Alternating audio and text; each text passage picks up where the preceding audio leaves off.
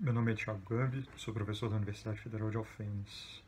Como parte dos requisitos do edital universal da FAPEMIG, eu gostaria de apresentar a pesquisa Pensamento Econômico Brasileiro no século XIX, Joaquim José Rodrigues Torres, Bernardo de Souza Franco, Irineu Evangelista de Souza, 1848-1873.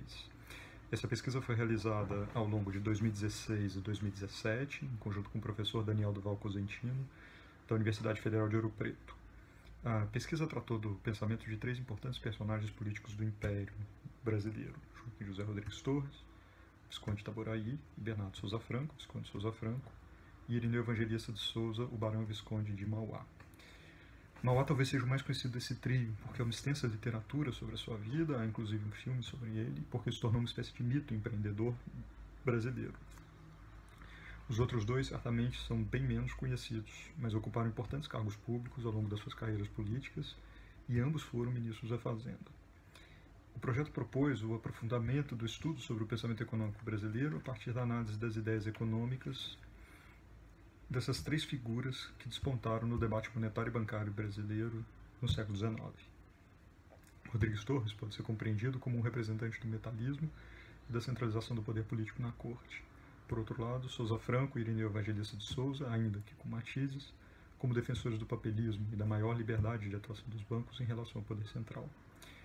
Essas posições contrastantes ajudam a entender melhor o enquadramento do debate econômico do Brasil na época. O recorte temporal do estudo foi de 1848, quando sobe ao poder o gabinete chefiado pelo conservador Rodrigues Torres, até 1873, ano em que Mauá deixou a Câmara dos Deputados como representante do Rio Grande do Sul. E utilizamos na pesquisa documentação primária, os relatórios do Ministério da Fazenda, as atas da Câmara e dos Deputados e do Senado, as atas da Seção de Fazenda do Conselho de Estado e periódicos que tratavam de economia naquela época, como o Jornal do Comércio e o Correio Mercantil. A pesquisa resultou em 3 artigos. No primeiro artigo abordamos o Visconde de Itaboraí. O texto, um esboço das ideias econômicas de Joaquim José Rodrigues Torres e a política econômica do Império Brasileiro, 1848-1858, foi publicado como capítulo de livro em inglês em 2017 e uma versão ampliada e em português vai ser publicada também como capítulo em breve. O segundo artigo se chama As Ideias de Bernardo Souza Franco sobre a questão bancária no âmbito regional e nacional, para o Brasil, 1846-1848. O artigo foi aceito para publicação na revista Análise Econômica.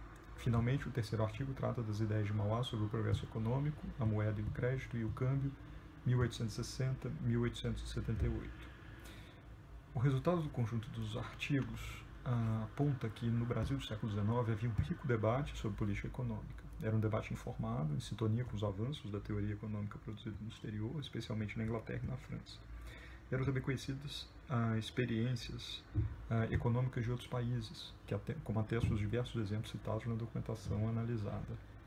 Os artigos procuram indicar também que esse debate não era mera reprodução do que se passava no exterior, pois os problemas econômicos nacionais, muitas vezes relacionados à questão monetária, davam vazão a soluções específicas a partir de um processo de assimilação e adaptação de ideias econômicas estrangeiras à realidade brasileira. Esperamos que a leitura dos artigos produzidos ajude a revelar e esclarecer um pouco mais o debate econômico de meados do século XIX. Gostaríamos finalmente de agradecer o apoio da FAPEMIG para a realização desses trabalhos e o incentivo permanente para mantermos e atualizarmos nossas pesquisas no campo da história econômica e da história do pensamento econômico.